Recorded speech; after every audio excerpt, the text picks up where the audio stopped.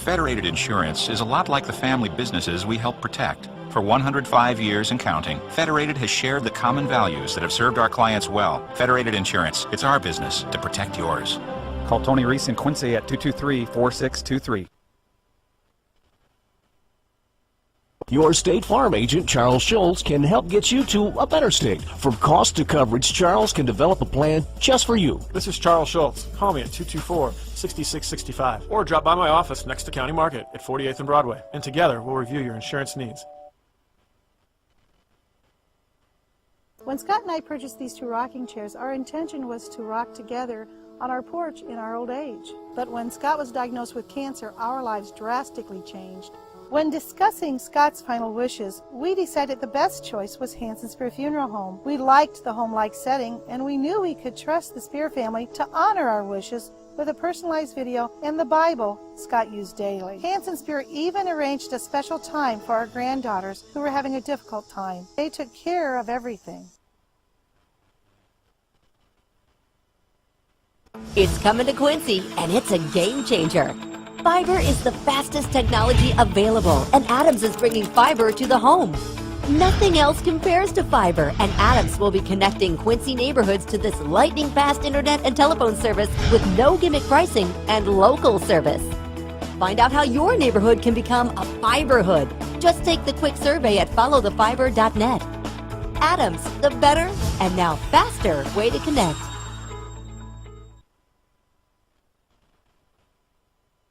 When Amy's brother passed away, her family went to Hanson Spear Funeral Home. It's not about, the death of the family member. It's about celebrating a life. They're very family oriented as well. They're, traditional, and they want to make you feel like, you're almost, part of the family. And that's what we really liked. If I had to sum up Hanson Spear in a word, it would be compassionate and loyal. It would be like family. 5-3 on this 2014-15 campaign. Pre-game show is brought to you by Zender Robinson, Stormer, Cooks and Funeral Home in Quincy and Payson. Tim Kinship with Matt Longo, Paul Erickson, whose pulse rate is much lower than it was 24 hours ago. And quite a performance by the sophomore team, not only tonight, Mr. Longo, but all weekend. We didn't get a chance last night as the Quincy Softs won 66-52 over Galesburg and backed that up tonight with an 81-59 win. And we were talking before we went on the air. Very, very impressive from start to finish tonight. I think they were down like 21-22, and then they just took off after that with not only good outside shooting, but obviously a good inside game. We talked about a couple of their players that, that's what Coach Douglas is trying to build on, these younger kids coming up, and nice ball players at the sophomore level. Not only did they hit some outside shots, but they turned defense into offense. Yes. And got some layups there towards the end of the first half to kind of break open the close game you were talking about. So the sophomores won tonight 81-59 after winning last night 66-52. Lots of action to talk about from last night. In the conference, Moline defeated Rock Island Alleman 58-39. Alleman went 8.5 minutes during the first half without a field goal, Mr. Longo. Turned out to be a 15-2 run for Moline, 15-2. And Moline had 10 threes in the game. So an easy victory for the Maroons, who apparently had a lot of kids who had been sick all week with the flu, and they didn't get a full practice and really with a full squad all week long, and they still were able to handle Rock Island Alleman by 19 points. Yeah, when you said they didn't make a field goal, I thought you were talking about UCLA and Kentucky today. No, UCLA in high school is East Moline, ladies and gentlemen.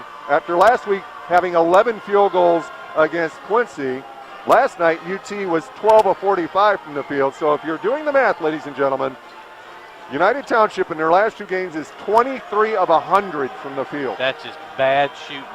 That's just not good. I told Andy Douglas after we got done with our pregame show, I don't know that I've ever shot 100 shots and only made 23. That's just not good. Even you made more than 23 shots. I don't know if I took 100 shots in my career. The post players for Rock Island last night, 18 points, 11 rebounds. They were 7 of 10 from the field. 3 players, McDuffie, Hicks, and Miles. Rock Island defeated UT 63-33. Rockies now 8-1 on the season, 3-0 in the conference. UT 4-4, 0-3 in the Western Big Six. Rock Island also suspended one of their players, Alonzo Cole. He's suspended indefinitely for violations of team rules. Cole had 7 points against Quincy a couple of weeks ago, all those coming in the first half. we briefly touched on it last night on the postgame show. Belleville East will be Quincy's first-round opponent at the Chinooks-Collinsville Holiday Classic. And Belleville East lost to O'Fallon last night, 64-60. Belleville East is now 3-6 on the season, 0-4 in the Southwestern Conference. Belleville East had 4 of the 6 players reach double figures. Jalen Jones, a junior, had 21 points, including 4 threes. Javon Pickett had 13 points, a 6'4 sophomore for Belleville East. Brady Chanel had a 6'3 senior, had 12 points, and Drew Millis had 10 points. So Belleville East had 4 players in double figures and still lost 64-60. I know that's our next game, but don't overlook them. That's all I'm going to say about Belleville East. I agree. Not overlook them. They have a new coach who's in his second year, but still, Belleville East will jump up and bite you if you think they're going to wander in and beat that team. It was 20-7 after the first quarter. O'Fallon led, and then it tightened up a little bit in the second quarter, and then Belleville East won the third quarter 17-6, but that was as close as they would get as O'Fallon defeated Belleville East 64-60, and Belleville East now 3-6 on the season. Oh, did we have fun in the state capitol last night, Mr. Longo? Are you talking about Southeast? Who are you going to talk about here? Springfield Southeast defeated Jacksonville. Harrison Defoe, whose dad went to QU. Harrison Defoe had 17 and 11 last night to lead the Spartans, but Springfield Lampier and Decatur MacArthur had a brawl last night with 2 minutes left to go in the game. Yeah, and you were saying that they suspended it? Yeah, they suspended it with 1:57 left to go in the game. They took both teams off the floor, took the crowd out of the gym, had a discussion of whether they would continue or not, and they decided, no, we're just going to examine everything, go over the films, and see what we need to do. And they just stopped the game right there with 1:57 left, and Lampier leading MacArthur by 4 before a brawl broke out that spilled out onto the floor. Fans got involved. I'm sure there's video somewhere, but it just sounds ugly. With cell phone technology, I'm surprised it's not even posted on YouTube yet. So that's what happened in Illinois high school basketball last night. See, it was a boring night all the way around. Quincy taking on Monmouth Roseville tonight. Mr. Longo, don't sleep on the Titans. 8-1 on the season. They're going to be a handful tonight for Quincy. Yeah, we went up there, how many years ago? Oh, it was at least 4 years ago. 4 years ago, 5 years ago. You're exactly right. They're a small school, but they play some pretty darn good basketball. And this is sort of that game that you don't, if you come into the game, into the gym tonight after last night's game, you're still thinking about last night because you didn't perform as well as you could have. That could roll over into maybe your performance here. I don't expect that, but there's always that possibility, and we'll keep a close eye on that. Well, the way the Blue Devils have played, really, even though they won 2 games on the road last week, their last 3 games haven't exactly been instructional video stuff. Right, and I think Coach Douglas mentioned, other teams when they come in here, they play their best because they're playing Quincy, and that's what you have to prepare for. I don't care who you're playing. Coming into this atmosphere, you and I have been doing this for a long time. I'm not quite sure there's a better type of atmosphere as far as the game with pregame, the band, the Blue Devil ceremony. If you're a visitor, that can just get you going. We'll step aside for 2 minutes. As I mentioned, the pregame show brought to you by Zender Robinson Stormer Cookson Funeral Home in Quincy and Payson. Real quick, we'd like to say hi to all the folks in Monmouth. I've been spreading the word that they could watch the game live tonight between the Blue Devils and the Titans. So if you're in Monmouth and you're watching us on the computer and listening to Mr. Longo and myself, we say welcome. We'll do our best to not be too bad of homers, but we get paid by a Quincy company, folks. So keep that in mind. We'll step aside for 2 minutes and get the thoughts of head coach Andy Douglas on this Saturday evening as Quincy gets set to take on Monmouth Roseville. Back in 2 minutes here on QuincyJournal.com and 103.9 The Fox.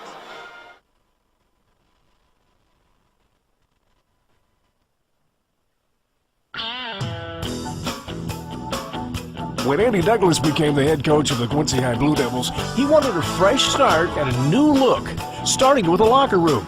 The first place he called was Landmarks. You're looking at the finished product. Wall picks, logos, inspirational quotes, and even window treatments. Each application was custom designed and installed by Landmarks right here in Quincy. The window treatments are one of my favorite parts. They got kind of the wood feel. We're able to see out and see what's going on in the locker room, and the players can't see in, so that's kind of a special thing. But it has one of our favorite quotes on it: the image of one projects the image of all. It's a quote that we use with our program, our players. But again, it's a great addition to our locker room. It adds a lot of spice to it. Wall picks, screen printing, embroidering, vehicle wraps. Let Landmarks give your home or office or locker room a fresh new look. Landmarks, make your mark.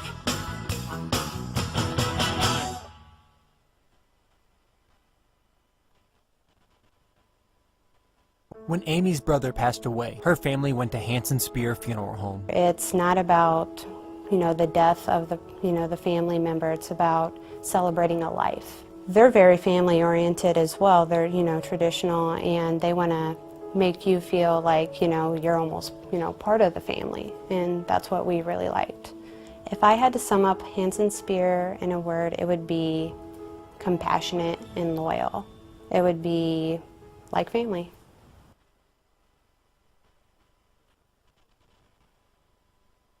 Let's say you got a golfer in the family and you just don't know what to get him. He's got bags, he's got shoes, he's got new clubs he just bought 2 weeks ago. He's just went in there, just bought a pull card note yesterday. But I know he likes golf and I just don't know what to get. So here, I got a perfect solution for you. It's called a gift certificate. We can make the gift certificate any denomination that you want, and it's always good here at R&R Golf. Take about a week off for Christmas as Quincy plays host to Monmouth Roseville. Tim Kincher along with head coach Andy Dellers from the Blue Devils. And coach, last night you fall to Galesburg in conference play. And did you really dissect things overnight, or is it just one of those cases where, guys, we didn't play very well, we got to come back tomorrow night and play better, and kind of leave it at that? Dissected it. There you go. Stayed up, watched some film, woke up early to my son kicking me and coughing on me, so I decided to get out early and start watching film some more. So I spent probably 2 to 4 hours, somewhere in between there, of watching it and kind of dissecting what we did well, and then things that we did, I don't want to say awful, but not so well. It's going into the game, I knew it was going to be a game that kind of put our play under a microscope. It would show things that we did well, and it would also show some of our faults and weaknesses, and I thought it did just that. Galesburg was an aggressive team defensively. They were a sound team defensively, and we knew that going in, and I didn't think, to start the game, I didn't think that we came out with much energy at all. In the locker room, we had a ton of it, and we get out on the floor, and it was a different story. I don't know if the 8-0 record kind of scared our guys or what, but we didn't have it early on, and just like we said against Rocky and a lot of the teams on our schedule, you can't take a quarter off or a half off and expect to be able to climb and claw your way back in the game, and it was too much of a deficit last night. Well, as Matt Longo pointed out to you on the post-game show, and you look at the numbers after the game, 2 of the keys last night were rebounding and taking care of the ball, and you start off the game not taking care of the ball, and rebounding was a problem all game long. It was a big problem, we talked about both of those things. Both of those were key points to the game and keys to getting a victory. I thought, number one, rebounding, we gave up way too many second chance opportunities. I think 9 offensive rebounds, and then we don't get ours, and that's been an issue for us. We have to have guys, and we did.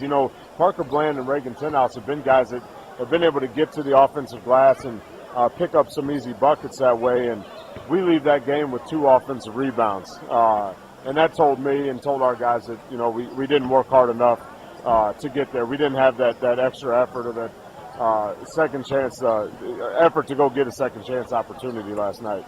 How much can you put last night's game under the heading experienced team taking on an inexperienced team, you being the inexperienced team? You can. You definitely can do that. It shows, but at the same time, you don't want to make excuses. Our guys, we know the weaknesses that we have, and we know the ways that we're going to have to improve on those. I told them, and I said last night, the definition of ignorance in my mind is doing things over and over and over again and expecting a different result, and we can't continue to do that. We have to practice harder. We have to work on our own a little harder.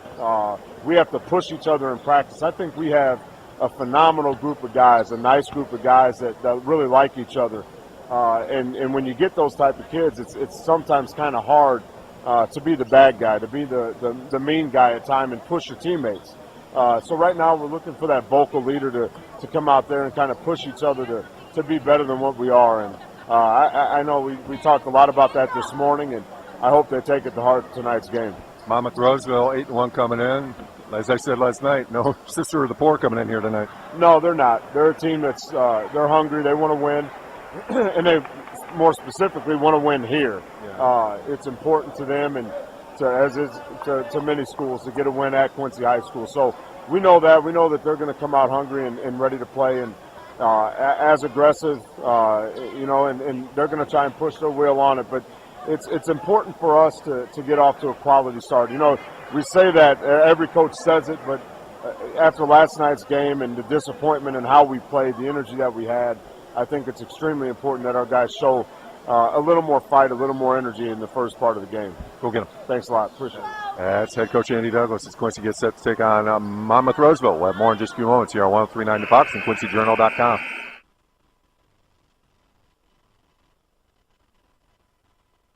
When Amy's brother passed away, her family went to Hanson Spear Funeral Home. It's not about, the death of the family member. It's about celebrating a life. They're very family oriented as well. They're, traditional, and they want to make you feel like, you're almost, part of the family. And that's what we really liked. If I had to sum up Hanson Spear in a word, it would be compassionate and loyal. It would be like family. It's coming to Quincy, and it's a game changer. Fiber is the fastest technology available, and Adams is bringing fiber to the home. Nothing else compares to fiber, and Adams will be connecting Quincy neighborhoods to this lightning-fast internet and telephone service with no gimmick pricing and local service. Find out how your neighborhood can become a fiberhood. Just take the quick survey at followthefiber.net. Adams, the better and now faster way to connect.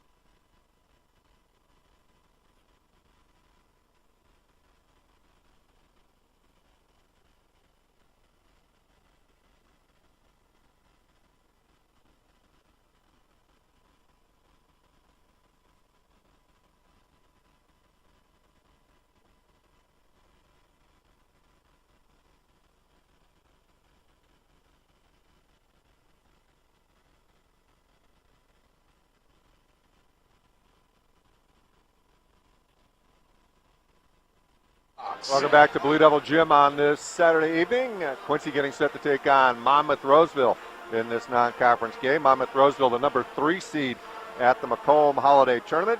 And Quincy will play Belleville East in the first round at the Collinsville Holiday Tournament. Monmouth Roseville 8-1 on the season, 3-0 in the West Central Conference. They shoot 46% from the field as a team, 33% from three-point land. They average just under 59 points per game, only give up 48. They average 31.5 rebounds per game, only give up less than 27. So they're a little more than +4 rebounding the ball. They're plus 10.5 points per game. Quincy's got their work cut out for them tonight, Matt. As Coach Douglas mentioned, this is a motivated bunch, and Coach Grant loves bringing his team in here this time of year. Last year they didn't get a chance to play before the holiday tournament because of an ice storm. But he loves bringing his team in here and getting the real challenge of playing a 4A school on their home floor, and it gives him a real chance to see just how talented his team is. And you got to love a coach like that, but willing to go out there. I think we do that with soccer. We go when we play some big teams. That's the only way that you're going to get better, and what a great atmosphere. And you got to love what Coach Douglas talks about in his pregame interview is he just tells you like it is. He's not going to hide behind anything. They were more aggressive. They beat us to the boards. We can't have that many turnovers. And I liked his definition of ignorance. You just can't keep doing something over and over and over again and expect the same result. You've got to change. You've got to get better at it, and hopefully tonight will be that. See, I always was told the definition of insanity was doing the same thing over and over and over again and expecting different results. So, not that insanity and ignorance don't necessarily go hand in hand, but, not that I'm Merriam-Webster either. We're going to step aside for the national anthem here. We'll be back in 2 minutes with the starting lineups. Blue Devils taking on Monmouth Roseville on 1039 The Fox and QuincyJournal.com.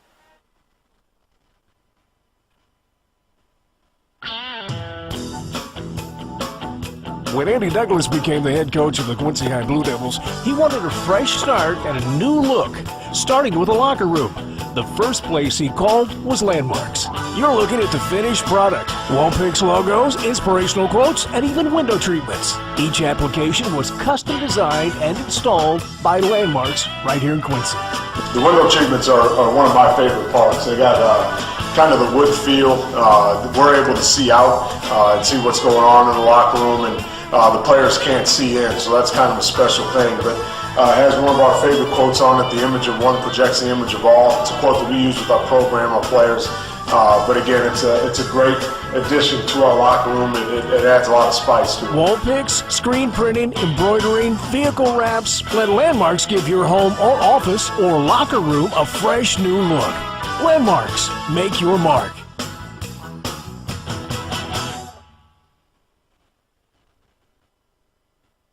Federated Insurance is a lot like the family businesses we help protect. For 105 years and counting, Federated has shared the common values that have served our clients well. Federated Insurance, it's our business to protect yours. Call Tony Reese in Quincy at 223-4623. Your State Farm agent, Charles Schultz, can help get you to a better state. From cost to coverage, Charles can develop a plan just for you. This is Charles Schultz. Call me at 224-6665 or drop by my office next to County Market at 48th and Broadway, and together we'll review your insurance needs.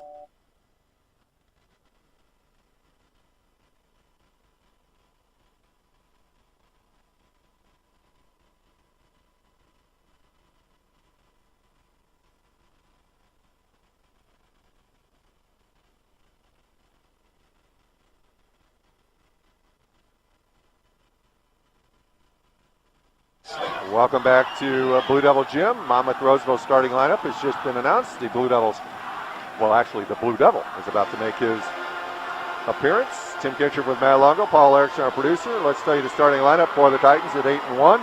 Sam Gillen, a 6-foot junior, averaging just under 11 points per ball game. D. Coleman, 5'10 junior, averaging 12 points per ball game. Josh Weber, 6'1 senior, averaging 6.5 points per ball game. James Rogers, a 6'1 senior, averaging 10 points per ball game. And Braden Wolbrink, a 6'4 senior, averaging just under 13 points per ball game. Gillen, Coleman, Weber, Rogers, and Wolbrink. And you look at their starters, Mr. Longo, 4 of their 5 average double figures.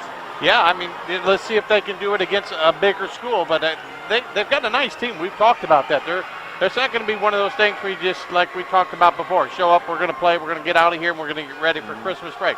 I think we'll find ourselves in a battle for a while till we get that consistency. And I think hopefully the games that we played against Rock Island, the games against Galesburg, the games against Oswego will show off and pay dividends against the smaller school.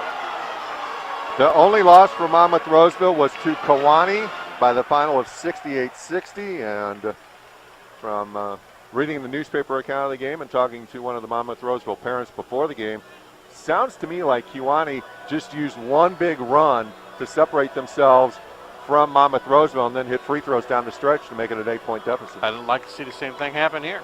Lincoln Elby, 5'9 senior, getting the start tonight. Elby averaging just under 13 points and just under 4 rebounds per ball game. Reagan Tenhouse, 6'2 senior, averaging 8 points and almost 7 rebounds per ball game.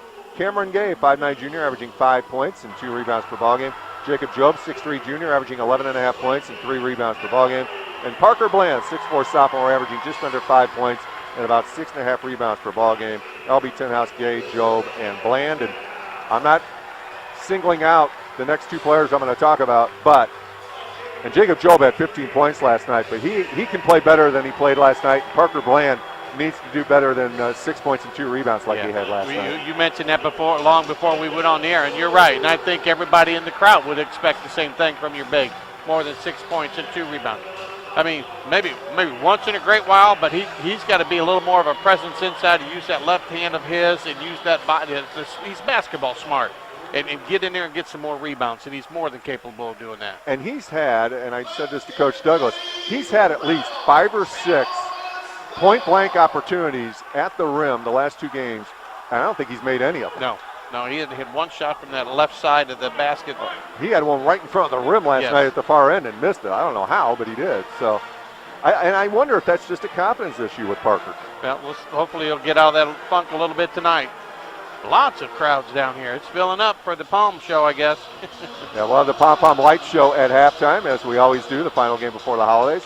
And even last year when the game was postponed, the Palmers did the light routine at halftime of the Monmouth-Roseville game when it was played, I believe, in late January is when we got that game in. Alex, your dad seems like he's toned it down a little bit on the introductions. I could barely hear him through my headset tonight. I don't think Alex's dad had anything to do with that. Monmouth-Roseville wins the tip, and they will be heading to the far end of the floor.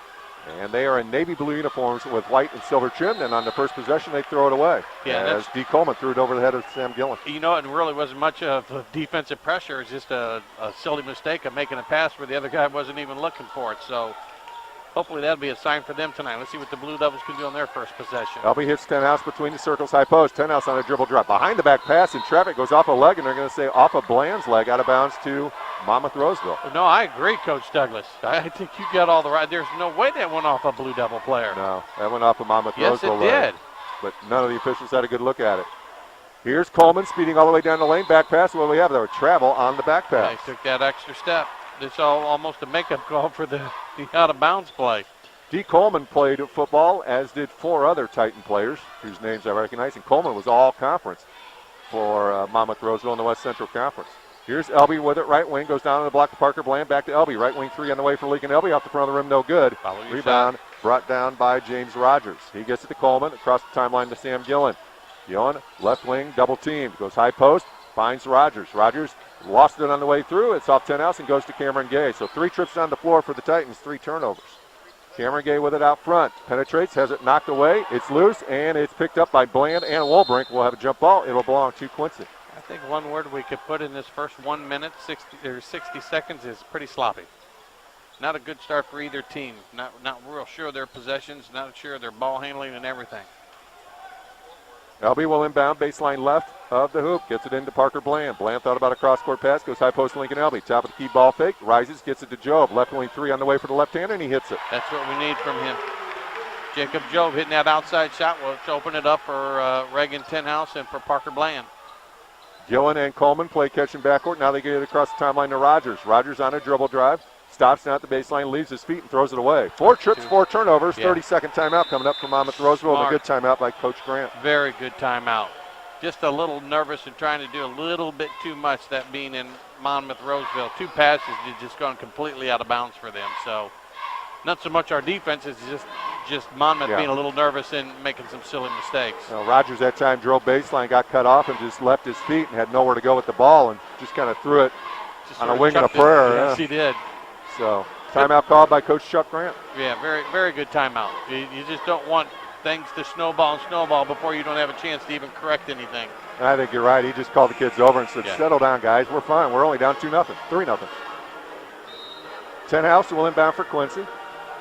No substitutions as of yet for either ball club. We've only played 90 seconds. Elby goes far sideline to Jacob Job. Middle of the floor now to Parker Bland. Left wing Cameron Gay. Gay looking underneath. Goes out front to Lincoln Elby. Elby will go diagonal pass to Bland. Goes up strong. Missed it but got fouled underneath by Josh Weber, the starting quarterback on the football team. That was just, you could almost see Lincoln Elby waiting for that pass because Parker was wide open and the ball couldn't get to him quick enough. And just that's what you want from a point guard, a leader, to observe everything and make the correct pass, and that was perfect. Parker Bland steps the line and misses. He is now 10 of 23 for the year. Got to make those. Second free throw, no good. And tips his own rebound, but tipped it out of bounds. It should be a Roseville ball, and it is. Not what you want to do is miss those first 2. The other players see that, and Blue Devils in a full court 1-2-2. Weber looking to inbound. Gets it into Gillen. Back to Weber, who finds D. Coleman. Coleman across the timeline, right down Broadway. Bounce pass to the baseline to Wolbrink. He lost it for a moment, gets it back, shoots and scores. Braden Wolbrink gets the first Titan basket. 3-2, Quincy leads. Elby quickly the other way. Guarded by Rogers. Gets it left wing, 2K. Underneath Tenhouse. Catches. Goes up strong. Went too far, but scores and gets fouled. A little too far underneath the basket and realized it, and sort of hung in the air just a little longer than normal and did a little reverse spin and gets the bucket and a foul. Foul called on Sam Gillen, his first, team second. So Tenhouse to try and complete the three-point play. Tenhouse for the year, 18 of 28 from the line. Free throw, no good. Long. Rebound brought down by Weber for Monmouth-Roseville. 5-2, Quincy leads. Coleman has it on the Blue Devil logo. Far sideline, middle of the floor now to Gillen. Gillen back to Coleman, left wing. Back to Gillen, right side. He goes to Rogers inside the three-point arc. Free throw line extended. Rogers over the top, middle of the floor to Coleman. Coleman with a ball fake right back to Rogers, right wing. Elby and Tenhouse double teaming him, and a travel, no, a charge. I think he lowered his shoulder into somebody. Call a foul on James Rogers, his first, team's third. If I'm Coach Grant, I'd say, hey, he traveled before he lowered his shoulder. I'd rather have the violation than the foul. I think he did travel. Chewing a little bit on the air, but haven't seen too many officials change their minds over the years. Elby across the timeline, right wing. Quincy leading 5-2. Job catches it, gets it to Bland. He wheels left wing to Cameron Gay. High post now, Lincoln Elby. Takes the man to the basket, gets it to Bland, who gets fouled, shoots and misses.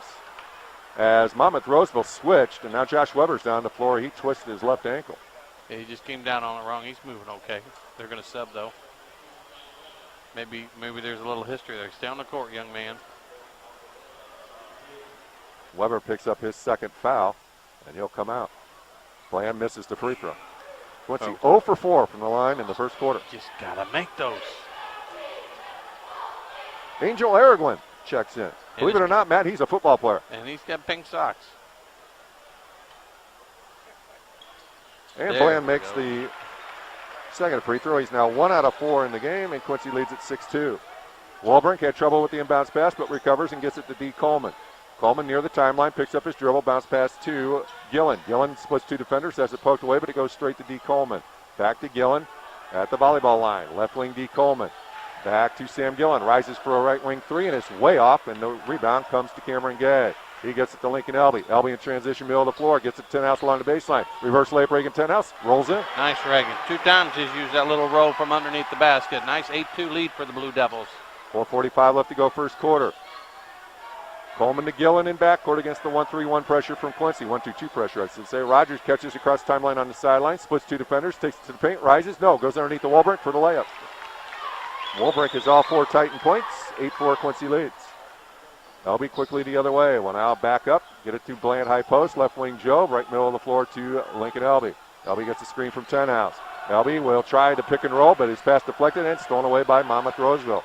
Rogers comes away with the loose ball. Gets it to D. Coleman. Across the timeline to Sam Gillen, right side. Poked by Elby into the backcourt, but Gillen recovers. Gets to Coleman across the timeline to Rogers. Rogers dribble drive to the block. Puts it up wildly. No good. Elby back tips. It goes straight to Coleman, who gets it to Gillen, right wing. Back to Coleman between the circles. Back to Gillen. Now along the baseline, Rogers. Thought about a three. Can't drive now either. Uses his dribble. Diagonal pass top of key to Walbrink. Now left wing. Coleman with a three, and he hits it. Yeah, nice shot. D. Coleman's first two for the game. And now it's an 8-7 Quincy lead. 5-point run for the Titans. Elby quickly into the front court. Hesitates, backs up, and now will reset the half-court offense. 3:35 left to go first quarter. 8-7 Quincy leads. Elby crosses over, takes it left wing. Gets it to Cameron Gay. Gay over the top finds Jake Job. Down on the block, Tenhouse. Takes it strong to the hoop. Got blocked. Gets his own rebound. Shoots and misses. Rebound. Walbrink had it for a moment. He gets knocked back to Tenhouse. Goes up strong. And he'll shoot 2 free throws. I like the way they stay with it. They're going to call it underneath, I think. I think they're going to call it before the shot. At least he pointed to the, he pointed to the baseline. I thought for sure he was going up on that shot. He was trying to, and his arm got grabbed. It's the 5th team foul, and they call it on Sam Gillen, his second personal. So Gillen has 2, and Weber has 2. So it'll be a Blue Devil ball, baseline left. Clayton Wyrather, who checked in, along with Aaron Shute. They are on the floor. Elby takes the inbounds pass, rises from 17 feet, and hits it. Lincoln Elby's first 2 for the game gives Quincy a 10-7 lead. I like this extended 1-2-2. Just a lot more aggressive on the ball. Try to take advantage. That's got a block foul there on, I think, Lincoln Elby. Rogers got around Lincoln Elby, and Elby got called for the swipe, going after the ball. First foul on Quincy, first foul on Lincoln Elby, obviously. 3:08 left to go first quarter, 10-7 Quincy leads. Rogers will inbound at midcourt far sideline. Into the backcourt to D. Coleman. Coleman gets it across the timeline to Omar Alcala, who's checked in. Back to Coleman, now left wing Rogers. Rogers trying to find a driving lane, now double team. Gets it underneath. Here's Araguin, good putting it up and putting it in. Angel Araguin with his first basket, 10-9 Quincy leads. He came cold off the bench too. Here's Elby middle of the floor and setting up the half-court offense for Quincy. Blue Devils lead at 10-9. Wyrather sets a pick for Job. Job rises top of the key with a fadeaway. It's off the front of the rim, no good. Walbrink chases down the loose ball. Braden Walbrink gets it to D. Coleman. Coleman across the timeline. Will be double teamed. Backs up over the top, finds Alcala. Right wing now, James Rogers. Rogers looking for a driving lane. They leave him open right wing. He doesn't shoot. Top of the key to Alcala. Alcala over the top finds D. Coleman. Coleman quickly to Arreguin. Jumper on the way. It's too strong. Nice box out by Aaron Shute for the rebound. Shute will bring it up in transition right sideline. Shute will stop and pitch it down to Wyrather. Wyrather goes up strong with a jump hook, and it rolls in. Yeah, little baby jump hook. 12-9. Quincy leads by 3. Under 2 minutes to play first quarter. Alcala, far sideline. Turns. Gets it back to D. Coleman. Coleman back to Alcala over the timeline. Alcala over the top back to Coleman. Middle of the floor, setting up the offense. Alcala catches far wing. Drives. Gets to the wall brink along the baseline. He rises, gives to Rogers. Right at point-blank range. He scores. Did you say Rogers was their quarterback? Or No, Weber was. Weber was. Rogers is a nice athlete. Here's Elby. Gets it to 10 outs, top of the key. He whips it to the baseline to Wyrather. Wyrather charges the basket, gets to 10 outs. He's in the paint, turns, jump hook, score. I like attacking this basket. Obviously, they feel comfortable doing that against Monmouth. Maybe this is just a next step in trying to get that, like our 1-2-2 press, something we're doing a little bit different and try to build some confidence in them to use it against Belleville East and other teams. Alcala catches along the baseline, gets it to Coleman. Coleman on a dribble drive, shovels up a wild shot, and it goes in. Yeah, that's a good word. Shoveled and threw it up there. 14-13, Quincy leads by 1, under a minute to play first quarter. Elby used the screen, now stops, tried to get it underneath the Wyrather and made a nice play on a loose ball. Now Wyrather fighting through traffic, gets to Elby, 24-footer, top of the key, and he rattles it in. Nice. Lincoln Elby with 5 first quarter points, 17-13, Quincy leads. Alcala still in backcourt, stops, pivots all the way around, now fires across the timeline, and Elby trying for the steal, gets called for the reach. Elby's second foul, only the only 2 fouls on Quincy in the first quarter. So Mike Dade pops off the bench. Bland and Gay check in as well. Elby, Tenhouse, and Joe take a seat. And Michael Dade wearing 12. We talked about that. Wears 12 at home and 5 on the road. I have yet to investigate why that takes place. Coach Grant making a point to the official as he hands it to D. Coleman for the inbounds. Alcala gets it far wing to a new player for Monmouth Roseville who checked in, Tommy Simpson. Now he's a football player. He played up back in their offense. Here's Alcala trying to spin away from Cameron Gay, who's at the point of the defense now for Quincy. Here's a catch on the far wing by Arreguin. Up the sideline to Alcala. Alcala driving past Cameron Gay, gets cut off. Alcala wheels and looking for a receiver. Can't find one, can't find one, can't find one, can't find one. Finally gets it to Rogers at about 4.5. And the whole crowd was helping him. Here's Rogers. Awkwardly fires one up top of the key, no good, and that'll do it for the first quarter. 17-13, Quincy leads Monmouth Roseville after 8 minutes. Back in 1 minute with the second quarter on 103.9 The Fox and QuincyJournal.com.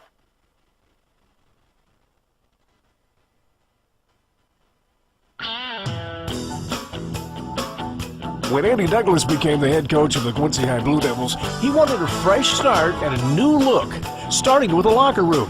The first place he called was Landmarks. You're looking at the finished product. Wall picks, logos, inspirational quotes, and even window treatments. Each application was custom designed and installed by Landmarks right here in Quincy. The window treatments are one of my favorite parts. They got kind of the wood feel. We're able to see out and see what's going on in the locker room, and the players can't see in, so that's kind of a special thing. But it has one of our favorite quotes on it, the image of one projects the image of all. It's a quote that we use with our program, our players.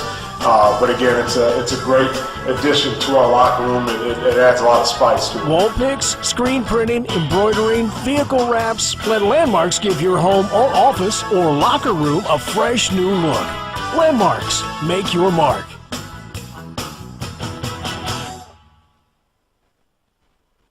It will be Monmouth Roseville ball. It should be. Yeah, it should be.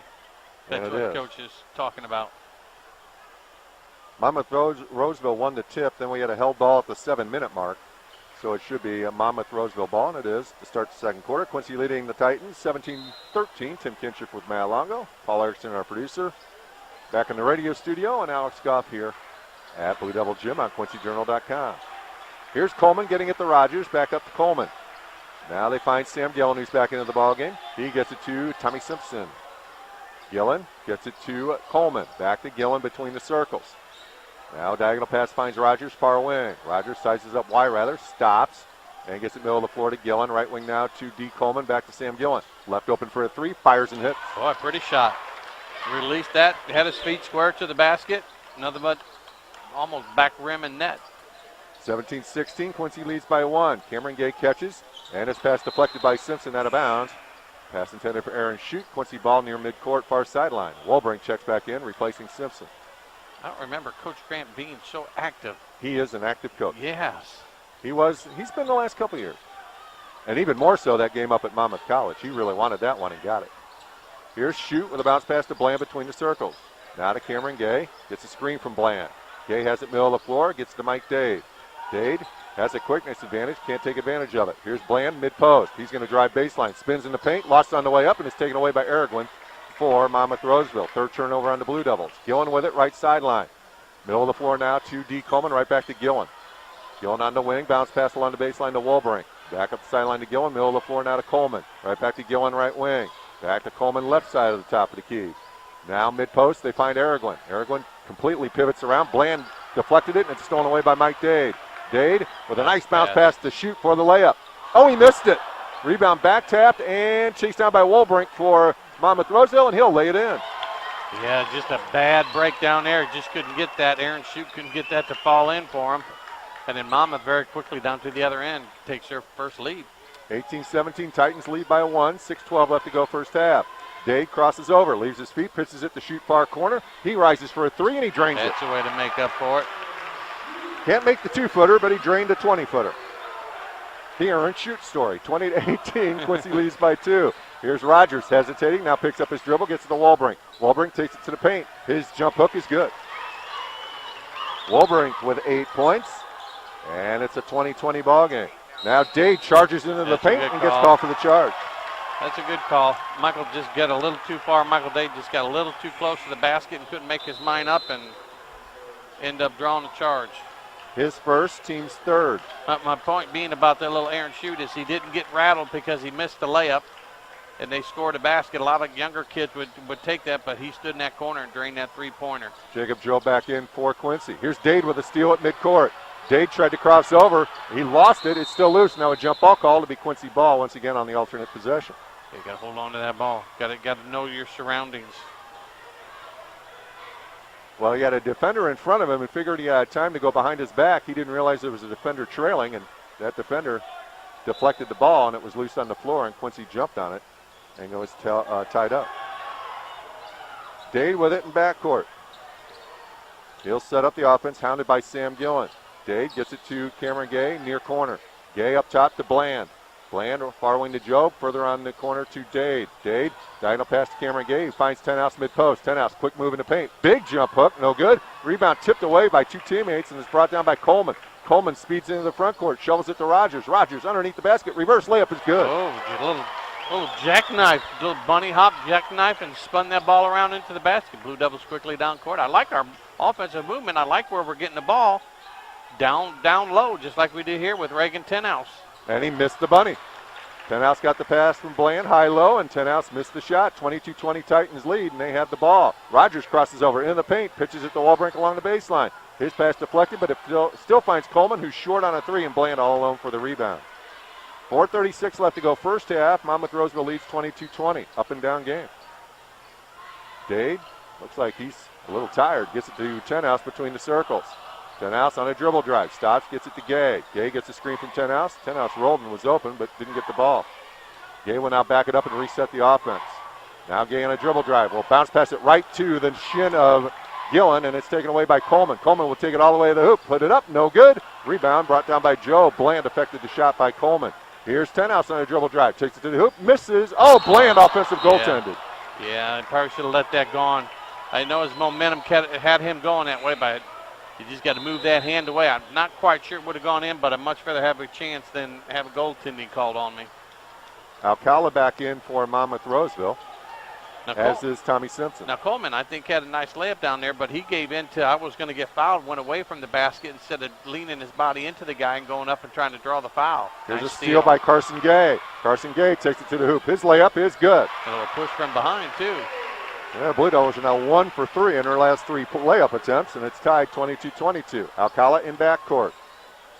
He stops short of midcourt, gets to Coleman, across timeline pass to Rogers. Rogers in a bad spot, and a hack called on Mike Dade, his second personal. Yeah, pick that dribble up. You had him trapped right where you wanted. You just had a little weak side help coming, or top side help coming, and you end up fouling. So 4 fouls for Quincy, 2 on Dade, 2 on Elby.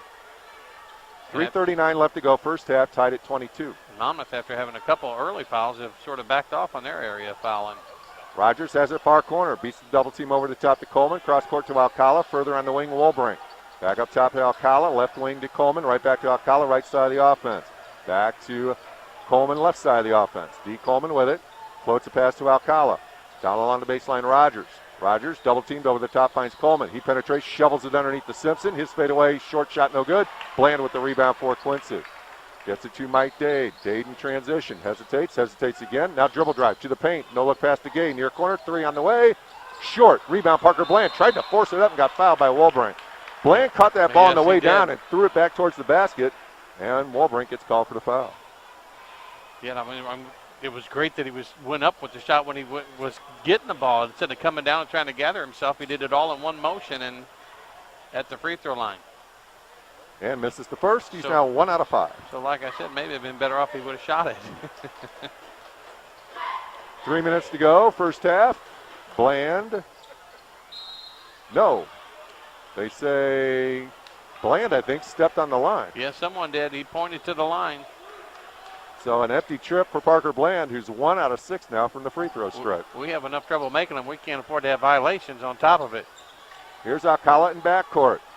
He doesn't know what to do against this blue double pressure. Gets to Coleman, who knows what to do. Coleman over the top, back to Alcala. Alcala sizes things up, dribbles twice. Now a diagonal pass finds Rogers. Rogers, a couple of ball fakes, gets it to Coleman at the volleyball line. Cross court to Alcala, far corner. It's Wolbrink. No, it's taken away by Tenhouse on a deflection by Dade. Tenhouse on a dribble angle. Will spin and get it to Dade, middle of the floor. 2.5 minutes to go, first half, tied at 22. Quincy and Monmouth Roseville. Dade, bounce pass, high post, Tenhouse. Tenhouse has wide open Bland, goes up and scores around Coleman. Good vision of the court right there. And I know you have an offense to run, but they had a misassignment defensively, and we picked that up and got a nice, easy layup. Now Bland deflects a pass out of bounds far sideline. It'll be a Titan ball near the Blue Devil logo. And Aragon's going to check back in for the Titans. Is there a halftime light show today? Rumor has it. Sam Gillen checks back in for Alcala. Aragon checks in for Monmouth Roseville. Coleman will inbound to Sam Gillen. Back to Coleman on the Blue Devil logo. Diagonal pass high post to Wolbrink. Nice play, but it's deflected in. Dade comes away with the steal for Quincy. 9 turnovers on the Titans. Dade gets it to Gay. Carson Gay rises from 19, and it's short. Long rebound. He chases it down near corner. Carson Gay with it. Crosses over on Rogers. Takes it all the way to the paint. Shoveled it right to Aragon. Turnover on Quincy. Coleman with it in backcourt. Diagonal pass across the timeline to Gillen, who made a nice catch. Gillen trying to work around Dade. Lost it, and Dade picks it up. Gets it to Jake Jobe. Jacob Jobe will get it to Gay. His little runner in the paint is no good. Rebound tipped right to Tenhouse. He shovels it to Bland, who goes up with a reverse layup, no good. Gets his own rebound, goes up with the right hand and scores. That's the way to stay with it, Parker. So the Blue Devils have turned a couple of Titan turnovers into points here to take a 26-22 lead with 80 seconds left first half. Gillen stops short of the timeline. Gets it to Aragon. Aragon double team. He gets it to Rogers, middle of the floor. Rogers, a couple of dribbles, finds Coleman, far wing. Pass deflected again. It will be chased down by Rogers. Rogers chases it down in backcourt ahead of Jake Jobe. Wow, I didn't realize how herky-jerky Rogers was with the ball. That's interesting. Very much so. Coleman gets it down to Wolbrink, whose layup is good. Wolbrink has 10 points. Nice play by Coleman on penetration. It's a 26-24 Quincy lead. Dade gets around Rogers. Takes it middle of the floor and will set up the half-court offense. Alternating possession arrow belongs to, wow, that was an illegal screen by Carson Gay. Got away with it. I don't know what he was doing, but he was fouling. Alternating possession arrow belongs to Monmouth Roseville, I was starting to say, before Carson Gay threw a football block. Here's Rogers trying to defend Mike Dade. Dade will back up with 27 seconds left in the quarter. Gay catches out front. Bounce pass to Jobe, middle of the floor. Jobe gets around Rogers. Takes off on a dribble drive, rises from 15, and it rolls out. Rebound belongs to Coleman for Monmouth Roseville, and they'll hold for the final shot. Sure they will. They'll get a shot here and a shot at the beginning of the next quarter. Here's Rogers over backwards to Gillen. Gillen tried to split two defenders, gets cut off. Now pitches it down the baseline to Wolbrink, whose shot is good. And that'll do it for the first half. Coleman with a near steal. And with those 4 points from Wolbrink close in, Monmouth Roseville ties it at halftime, 26-26. And the Titan fans here in attendance are pretty excited about that. 26-26, Quincy and Roseville tied at the half. Back in 2 minutes. Blue Devil basketball on 103.9 The Fox and QuincyJournal.com.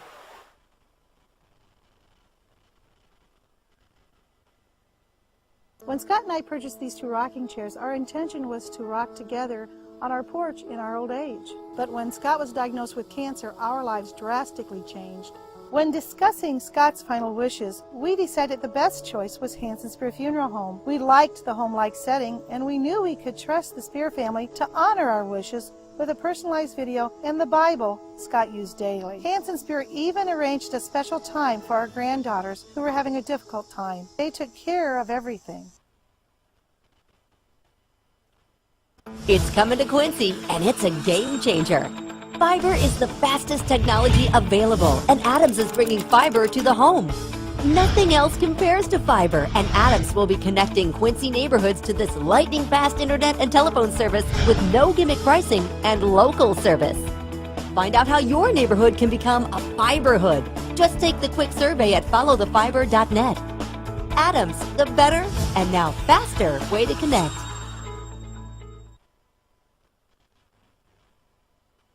Federated Insurance is a lot like the family businesses we help protect. For 105 years and counting, Federated has shared the common values that have served our clients well. Federated Insurance, it's our business to protect yours. Call Tony Reese in Quincy at 223-4623.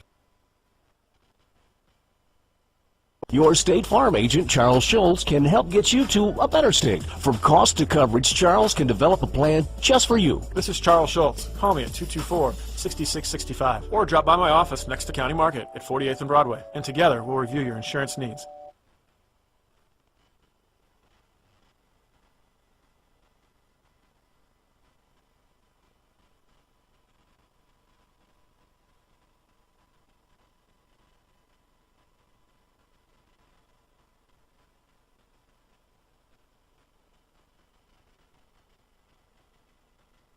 Here at Blue Devil Gym on a Saturday evening. Tim Kidger with Matt Longo, Paul Erickson in the radio studio, Alex Goff alongside us here at the gymnasium. 26-26, Quincy and Monmouth Roseville, and Titans just won't go away, Mr. Longo. No, just when we get a little bit of distance there, they make a nice run at us. And I'm gonna put my phone down a little bit, but I'm gonna give away a free season ticket to someone that can tell me who wasn't playing a whole lot in that second quarter. If you can text me and tell me a name you didn't hear, which sort of surprised me. But go ahead. I'm confused. Anyway. For the Blue Devils. Yeah, I understood that. 5 points in the first half for Lincoln Elby. He got 2 fouls and didn't play much of the second quarter. I don't think that's who you're looking for. Reagan Tenhouse had 6 points, all in the first quarter.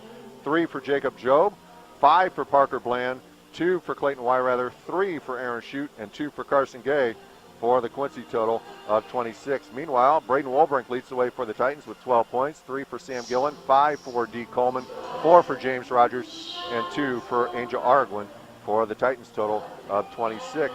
It was 17-13 Quincy at the end of the first quarter, and we're tied 26-26 at the half, so it was a 13-9 second quarter for Monmouth Roseville. And you got to be happy, Matt, if you're Coach Chuck Grant.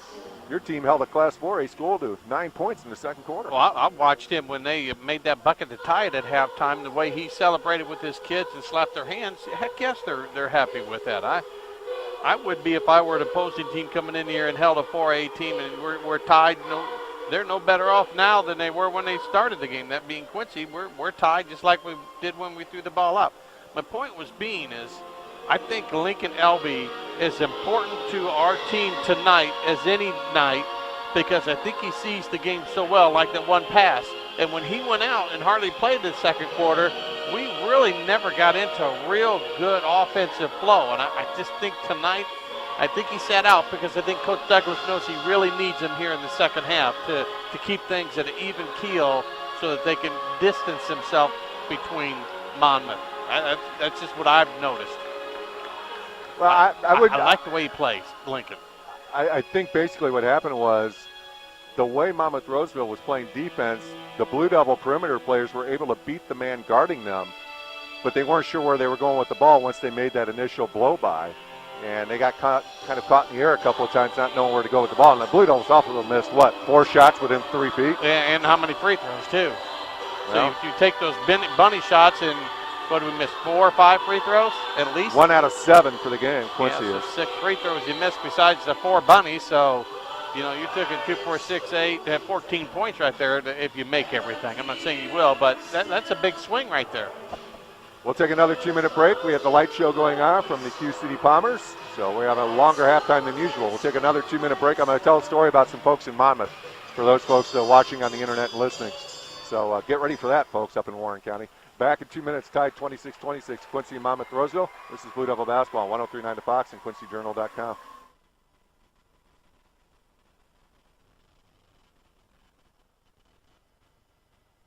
When Scott and I purchased these 2 rocking chairs, our intention was to rock together on our porch in our old age.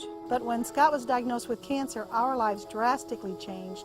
When discussing Scott's final wishes, we decided the best choice was Hanson Spear Funeral Home. We liked the home-like setting, and we knew we could trust the Spear family to honor our wishes with a personalized video and the Bible Scott used daily. Hanson Spear even arranged a special time for our granddaughters who were having a difficult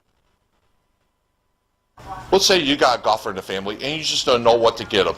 He's got bags, he's got shoes, he's got new clubs he just bought 2 weeks ago. He's just went in there, just bought a pull card note yesterday. But I know he likes golf and I just don't know what to get. So here, I got a perfect solution for you. It's called a gift certificate. We can make the gift certificate any denomination that you want, and it's always good here at R&R Golf. Around here, people matter, and relationships are built on trust. That's the way it is at Town & Country Bank. Real people who like things simple, honest, and done right. And our roots are right here, so we're truly local. If you already do business with us, then you know how good banking can be. And if you're not, well, maybe you should. Town & Country Bank. You'll like how we do business. Part of the HNB Bank family.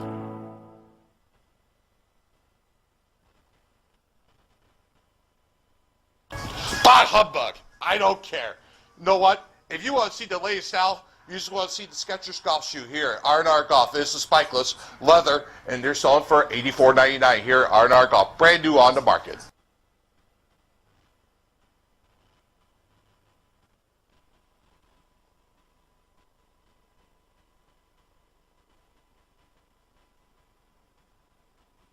The Blue Devil Gym tied at 26, Monmouth Roseville and Quincy High School. Tim Kitcher with Matt Longo on this Saturday evening. Now, Mr. Longo, as you noticed, I know some of these Monmouth Roseville kids from watching them play football the last couple of years. As Quincy Notre Dame has gone up to Monmouth Roseville the last 2 years because of a fluke in the schedule. QND went back up there this year, but fortunate for me because I've gotten to know the young lady who films the games for Monmouth Roseville. She's one of the players' moms, and 2 years ago, it was the last game of the regular season in October, and it was a clear but cold night. And she was filming the JV game because her son was playing, and then she films the varsity game. Well, by the time the varsity game starts, she's shivering like there's no tomorrow. And her niece is helping her.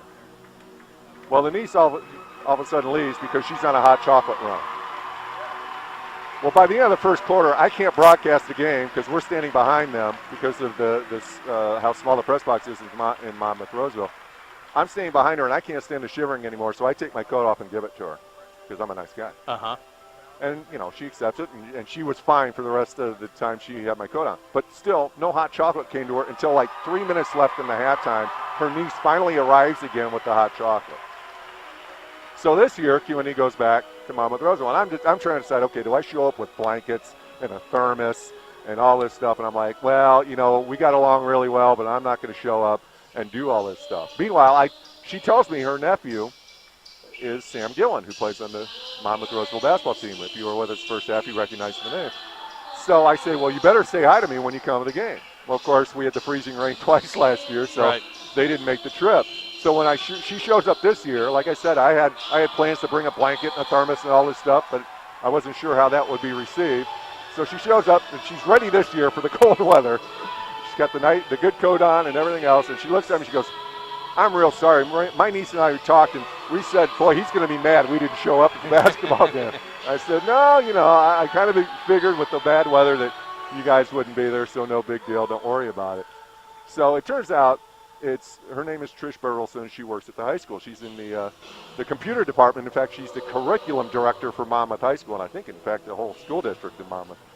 So her son is Charlie Bertelson, who was honorable mention all-conference this year in the West Central Conference. So we talked a little bit more this year, but her niece was conspicuously absent, which I thought was strange. I mean, how did she, she's the assistant. She has to be there in case something goes wrong. So I emailed Trish this week, or in the last 10 days or so, to say I better see her and her niece here tonight and all that good stuff. Well, it turns out that one side of the family's having Christmas, so she can't be here tonight. She's hopefully watching on the internet, and her family's mocking her right now as I tell this story. But her niece is named Rebecca Tanney. Rebecca's husband is Alex Tanney. Now, some folks may recognize Alex Tanney's name from the YouTube video he did of trick shot quarterbacking, if you will, at Monmouth College. Right. Well, Alex, in the last week or so, was signed to the Tennessee Titan practice squad. Oh, nice. So Rebecca's not here tonight because she's in Nashville with her husband, who's on the Titans. Well, that's nice. So if I had known I was dealing with, high-level celebrity folks, I would have been even nicer than I was. So hopefully Rebecca's listening, because Trish sent her all the information on where she could watch the game or listen to the game on her phone and things like that. So hopefully Rebecca's listening. Hi to Rebecca and Alex. Hopefully you're sitting somewhere watching the game or listening. And Trish and her family, Merry Christmas. And go Titans. And I've already told Trish, hopefully the niece will be back next year as well when Monmouth Roseville comes to Quincy for the game at Q&D. And I've already, I'm making plans now to make sure that the press box is ready and we have space for them to do their job, because they were very nice to me the last couple of years, and we have a lot of fun just sitting there at halftime because it's been so cold the last 2 years. We had to do something to amuse ourselves. It's fun to see the connections that you can make over the years with people and where they go with their lives and what they do personally, and that's to meet someone along that line is pretty neat. And a gentleman here tonight, I came in, I put the equipment down on our table, and somebody came over from the Monmouth Roseville, and he's obviously a parent of one of the sophomore players. He came over and started chatting me up right away and was asking questions, and we were comparing notes, and apparently he went to high school in Indiana, and he was telling me about some of the high school gyms in Indiana, and you're right. It's just kind of fun to all of a sudden have these impromptu conversations with folks who just who are curious about being here at Blue Devil Gym and the history that surrounds that, or how are things in the gym, and is this place going to be packed? Can I sit in this seat? Or, is it assigned seating all the way around and things like that? And, you run into people all the time on the road who always want to talk to you. And it's fun. Just at the All-American game, the guy that broadcasts it worked with my dad up at the United States Soccer Federation. So as you go places and as you get older, it is really just through soccer, the connections and the people that you meet. And it's like you with announcing with basketball and baseball with the gyms when you did that. Yeah. And football, sure, it's pretty cool. Yeah, baseball with the gyms, that was when listening on the internet first came into, first came into vogue, if you will, and it was amazing. The grandparents and all the folks who were listening on the internet getting a big kick out of hearing their grandson or their nephew or whoever playing in some far forsaken land. And you hear it on the radio. And you could hear it on the radio. I know there was some family up in the Chicago suburbs who killed me one night by saying, yeah, we're out on the deck listening to the game. And I was like, yeah, we're in a press box where it's 100 degrees. I really want to hear about you sitting on your deck in the suburbs and 80 to 70-degree weather having the time of your life. Well, they're listening. That's what counts. That's right. So, and it should be a very interesting second half. We still have about 90 seconds before we need to take a commercial break. And I tell you what, Matt, this Titan Ball Club, they're not going away. They're doing the little things right to not let Quincy get away from them. And the people that listened to us talk before the game, we said it. You just can't show up and play. I don't care what sport it is. You just can't show up and play because and I'm not putting Quincy above everybody else, but when you come to Quincy, just the surroundings at Flynn Stadium, the gym here, the girls' gym up there. I know it's not a big gym, but it's painted blue and white.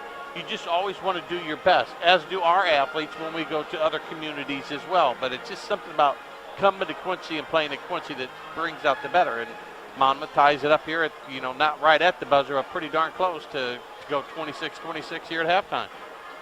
And the Blue Devils didn't walk out like they did a few years ago up in Monmouth and act like, okay, we're here, we're going to win this game. No. They're working hard to get these points. And as we mentioned, they missed 3 or 4 bunnies right at the rim, and they've 1 out of 7 from the free throw line. So if they think because they're getting easier shots, this game's over, they got another thing coming. Well, we definitely extended our press because we've not, at least the games that I've done this year, I've missed 3. They started doing that after the Oswego game. Okay. So last weekend, in both games, they really extended that 1-2-2 pressure, and it seemed to pay off. And I'll have a couple of more points as the game moves along in the second half on why I think, and Coach Douglas, I think, feels the same way about why that seems to work better than other defenses so far in this young season.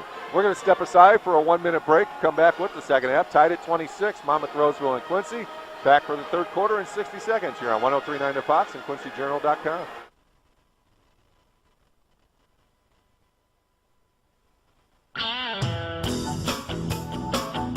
When Andy Douglas became the head coach of the Quincy High Blue Devils, he wanted a fresh start and a new look, starting with the locker room. The first place he called was Landmarks. You're looking at the finished product. Wall picks, logos, inspirational quotes, and even window treatments. Each application was custom designed and installed by Landmarks right here in Quincy. The window treatments are one of my favorite parts. They got kind of the wood feel. We're able to see out and see what's going on in the locker room, and the players can't see in, so that's kind of a special thing. But it has one of our favorite quotes on it, the image of one projects the image of all. It's a quote that we use with our program, our players.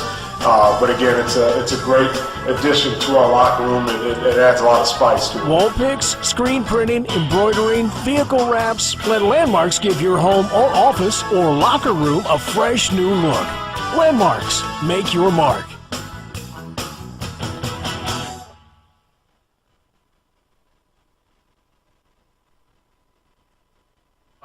Welcome back to Blue Devil Gym on this Saturday evening. Tied at 26, Quincy and Monmouth Roseville. Tim and Matt with you. Paul Erickson, our producer. And it will be the Titans' ball to start half number 2. Nothing like seeing your grandkids, huh? I was going to say, those 2 little kids, they look identical. They look identical. Here's Braden Wolbrink. He's taking it strong to the hole, puts it up off the glass and in. Well, Braden Wolbrink has the last 6 Monmouth Roseville points, and the Titans take a 28-26 lead. Elby with it, far end. Gets the screen from Tenhouse, takes it right wing to Lincoln Elby. It's Elby, Job, Tenhouse, Bland, and Cameron Gay. Cameron Gay catches, gets it back to Elby near midcourt. Guarded by James Rogers. Elby looks like he's going to get a screen from Bland and does. Elby with it right wing, goes top of the key to Job. Long 3, top of the keys, wide left. Nothing but glass. Tenhouse chases down the rebound. Tenhouse on a dribble drive, gets to the paint, kicks it to Job. Job on a dribble drive will pull up from the free throw line, shoot and miss. Rebound Wolbrink for Monmouth Roseville, but he lost it on the way back. Then it's poked away and stolen back by Wolbrink. To the hoop, takes it up, missed it, and the rebound tipped back to the top of the key. Diving is Bland, he gets it to Job. Job doesn't know there's a man behind him, but now takes it to the hoop and scores with the right hand. I love diving after that ball. Parker Bland deserves credit for that. He didn't get the 2 points, but him going after that kept that ball alive for the Blue Devils. Tied at 28, a minute into the third quarter. Here's Coleman down the sideline to Wolbrink. Back to Coleman. Cross-court pass to Gillen. Sam Gillen with it. Takes a look at the Blue Devil defense. Bounce pass in the corner to Rogers. Rogers floats the pass to Coleman, who has it now. Now down on the block, it's Weber. Pitches it out to Gillen. Right wing 3 on the way, Sam Gillen. Bingo. You just don't want them to get on a roll here. Gillen with 2 made baskets, both threes. It's a 31-28 Titan lead. Right wing, Jacob Job with it. Job, top of the key to Bland. Now left wing, Cameron Gay. Down on the block, 10 out. Spins, takes it to the glass. No. Turns, fires to Elby. Elby had room to operate. Now drives, gets it to Job. Job rises for a right wing 3, and it rims out on him. And Weber has the rebound for the Titans. Outlet pass to D. Coleman. Long diagonal pass finds Sam Gillen. Thought about a shot, doesn't. Now Gillen. Double team, gets it high post to Weber. Weber takes off to the basket. Nice pass underneath to Rogers. He goes up, and he scores around Bland. Big step. Might need a timeout early here, Coach Douglas. Rogers with 6 points. 33-28. Monmouth Roseville leads by 5. Bland sets the screen for Elby. pitches it down to Tenhouse. Nice pass to Bland, goes up strong with the left hand and scores. Nice ball movement there by the Blue Devils. Good set offense. 33-30. Monmouth Roseville leads by 3. 5:40 left to go, third quarter. Rogers catches. Now middle of the floor to Wolbrink. Braden Wolbrink, backdoor cut by Gillen, takes it to the hoop and scores in front of Elby. Good backdoor cut. Need that weak side help to pick that up. 35-30. Quincy trails by 5. Here's Elby on a dribble drive, gets it to Tenhouse, strong to the hoop, scores and is fouled. That's what I like about Lincoln Elby being on. Just as good general. I think his presence here in the second half will make a big, big difference as far as him attacking and dishing that off and setting up that next play. First foul of the second half belongs to, well, they say Josh Weber, but he already has the foul, and Tenhouse makes the free throw. We'll double check on that in just a few moments, but the three-point play for Quincy makes it a 35-33 Monmouth Roseville lead. Rogers gets around Elby. Rogers to the basket, spins in traffic, pitches it backwards to Coleman. Coleman has it out front, now gets it to Gillen. Gillen along the baseline to Wolbrink. Wolbrink sizes up Tenhouse, takes it to the hoop, passes it to Gillen. Step back three and away for Gillen. Drano. Sam Gillen hot today. Yes, he is. And Monmouth Roseville leads at 38-33. Under 5 minutes to play, third quarter. Elby catches between the circles. Gets a screen from Tenhouse. Elby pitches it down to Bland. Bland diagonal pass out front. Cameron Gay fumbled the pass and double dribbled. Yes, he did. If we didn't know, Coach Grant would have let you know there. He was about 3 foot off the ground. I wouldn't say that much. But 2.5 foot. He jumped over the phone book. I'll give him that. Gillen will inbound for Monmouth Roseville, or at least try to. And he almost threw it into the basket, and he threw it out of bounds. Yes, 3 passes like that so far tonight. 2 in the first half, 1 here early in the second half. 4:46 left to go, third quarter. Monmouth Roseville leads 38-33. See if the Blue Devils can take advantage of an unforced error. Dade looking to inbound, finds shoot, and then Wolbrink knocks it out of bounds. It'll be Quincy ball. It's a tough pass to get that inbounds right there in that corner. It's a good place to trap somebody. You almost want to run all the way down here and do the big toss into your backcourt and take a slow offensive set. Now little nickel dimer called on Wolbrink in the mid-post of defending Parker Bland. Be there, 13 foul already? For second. Second. Braden Wolbrink picks up the foul, his second, team second. Blue Devil ball, baseline right of their basket. Trailing by 5, 38-33, Titans lead. Bland on the low block, turns, gets to Elby. Corner 3 in the way, Lincoln Elby. Rattles out, rebound Wolbrink for Monmouth Roseville. He finds Coleman. Coleman thought about a downfield pass, if you will, to Rogers, but thought better of it. Coleman fades to the far sideline. Crosses over, high post finds Wolbrink. Braden Wolbrink turns, gets it to Gillen. He finds Arguin at the high post. He goes opposite to Coleman. Coleman on a dribble drive, stops at the free throw line, pitches it to Wolbrink. Wolbrink gets it high post to Arguin. Arguin looking for a receiver. One dribble, picks it up, and gives it to Rogers near midcourt. Titans reset, leading 38-33. Here's a dribble drive by Gillen. Got to the baseline, lost it on the way up, but they're going to say out of bounds off Dade. That was a foul on Dade. Yes, it was. But they didn't call it. So Coleman will inbound, baseline left of the Titans basket. Monmouth Roseville leads 38-33. Coleman catches right wing. Jab step, now a drive. Got it to Wolbrink at the high post. Now Wolbrink tries to go behind the back. Tenhouse grabbed him, no call, and it's a turnover. Now a hit-ahead pass to Tenhouse for the touchdown, if you will, with a left-hand layup. You're right. Nice catch in traffic by Tenhouse, and the body control to go up with a left hand. 38-35, Monmouth Roseville leads by 3. 3:40 left to go, third quarter. Here's Coleman on a dribble drive. His shovel layup is no good, and Dade has the rebound for Quincy. Dade splits 2 defenders, takes off middle of the floor. No look pass to Tenhouse, who goes block to Bland, who goes up strong and scores. Nice run. Timeout, Monmouth Roseville. 38-37. Monmouth Roseville leads by 1. It's a 30-second timeout, so Monmouth Roseville has used both their 30s. This is almost one of those, your defense is leading to your offense right now. We're playing good man-to-man defense. We're forcing Monmouth basically out of a real offensive threat, and we're getting the steals, and we're attacking the basket down at the other end. And even though we started off slow, we've got back into this lead. We're only down 1. Well, I would say in that third quarter, you're seeing how a 4A basketball game's called, officiating-wise. And Monmouth Roseville hasn't really made an adjustment here in the third quarter. Not yet. Because there's a little more contact than you'd usually see at, say, a Class 2A level. Yeah, we'll see how they come out of this timeout after talking about it for a little bit. So Rogers will inbound along the baseline for Monmouth Roseville, and he gets it into Coleman, who's immediately double-teamed and then tries to fire over the top. And it's a weak pass, but Gillen comes away with it. 3-on-2 for the Titans. Arguin doesn't attack the basket. Still has it, gets it to Coleman. Devils going man-to-man here, and Dave with another deflection. It's loose, it's off a leg, but it's picked up by Gillen in backcourt. Now long downfield pass is out of bounds. Yeah. It'll belong to Quincy. Yeah, just forcing them into making mistakes. Just high-pressure defense by the Blue Devils. I like it. Gay inbounds to Lincoln Elby, Aaron Shute, Mike Dade, and Reagan Tenhouse on the floor. Tenhouse playing the 5, if you will, here. 3 minutes left, third quarter. Quincy trails 38-37. Shute gets it left wing to Cameron Gay. Gay gets it to Aaron Shute. Called by Wolbrink. Shute, nice move to get it to Tenhouse for the left-hand layup. I like it. Tenhouse with 7 points in the quarter. Quincy takes a 1-point lead at 39-38. Nice job by Aaron Shute to break down the defense and find the man open underneath. Here's Coleman, picks up his dribble, and Dade's going to come in from behind, get called for the hat. Looked like he got all ball right there. They called that foul on Dade. There was less contact there than a couple other plays here in the last minute or so. Dade picks up his third foul, so Quincy has 5 fouls in the game. Dade has 3, Elby has 2.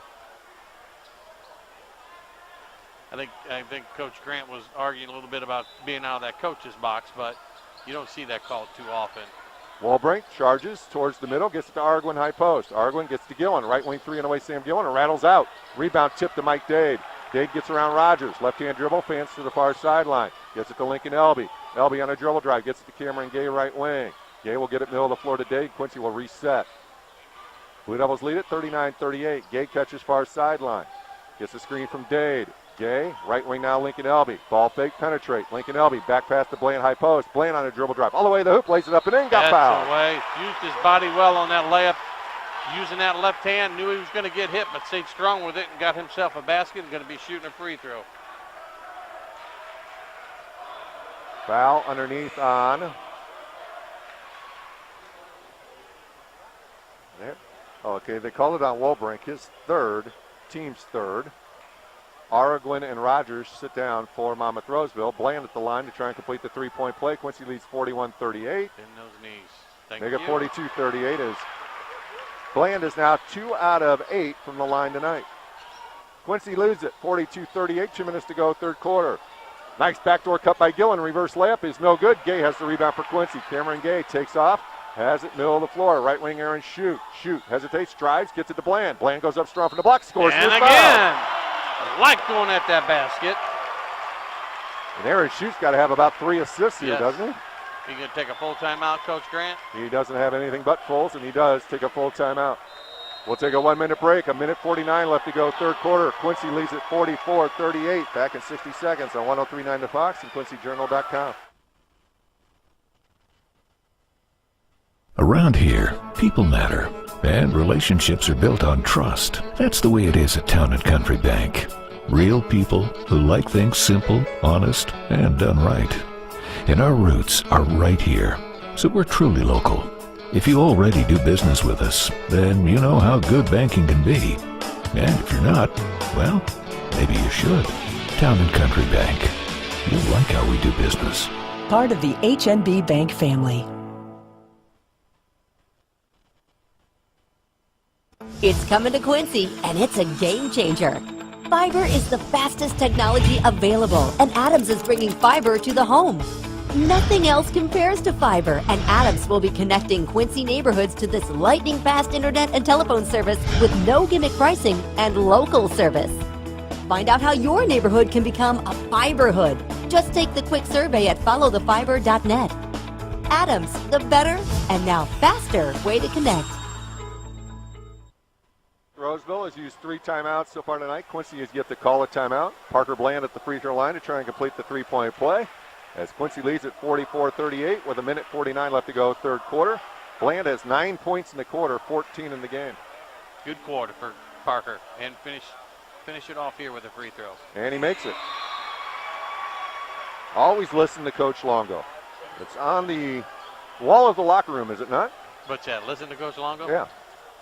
I'm sure there's other things written about Coach Longo on the wall. And here's Bland with a deflection and a steal for Quincy. Then he runs right into Wolbrink, and they're going to call what, a charging foul? Yes. Yeah, it looked like it. I think that's a good call. Gotta love the hustle, though. It all goes back to him diving at that ball right down here. Middle of the floor. Yeah, and it ended up on the floor. You always wonder about his shoulder, but obviously it's fine. Drew Kane in for Monmouth Roseville. He gets it into Wolbrink. It's Kane, Wolbrink, Gillen, Coleman, and Tommy Simpson, who just checked in for the Titans. So they're going 4 guards to match Quincy's 4 guards. With it on the wing is Kane, guarded by Dade. Now Wolbrink catches high post, guarded by Bland. Wolbrink on a dribble drive, had a nice deflection by Dade, out of bounds to Quincy. Dade reached in as Wolbrink started to go by, and Dade got the deflection that went off the leg of Wolbrink out of bounds to Quincy. Take advantage of this. Good quarter so far. Quincy leads 45-38, lead the quarter 19-12. Elby gets it left wing to Cameron Gay. Gets a screen from Bland. Gay gets it to Aaron Shute. Shute had Elby open. Shute will penetrate, get it to Bland. Bland turns on Wolbrink, lost it on the way up, but got it back and scored. Roll right in there for him. Bottle this quarter and play that way the rest of the year. 47-38, Quincy leads it by 9 all of a sudden. Here's Coleman, head and shoulder fake, penetrates, gets it to Wolbrink. Power dribble, goes up strong, missed it, but a foul on Parker Bland is his second. It's all right. Third team foul on Quincy. Wolbrink will shoot 2 shots. Wolbrink has 14 points in the game. And this will be Monmouth Roseville's first free throw attempt of the game. Says a lot for us defensively. And that free throw is no good. Not even close. Be nice. Wolbrink's 68% free throw shooter on the season. I was going to say it was horrible. Nice. Be nice. Second free throw, no good, but he gets his own rebound.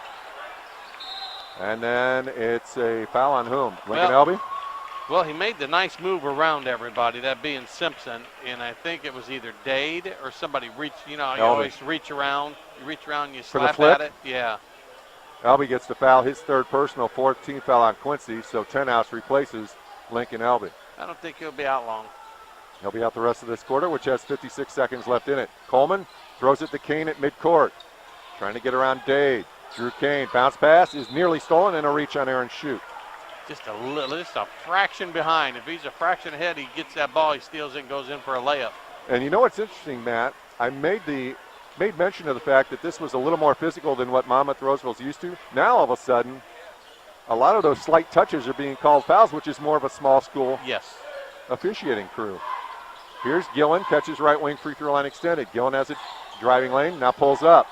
Hounded by Gay, pass to the high post is loose, it's still loose. It's still loose, it's loose again. It's a scrum, and it will be Quincy ball with 32 seconds left in the quarter. I just like everything we've done this quarter. I like the aggressiveness, I like being down on the floor, I like attacking the basket, the inside. A lot of good things here in this 8 minutes. 47-38, Quincy leads by 9.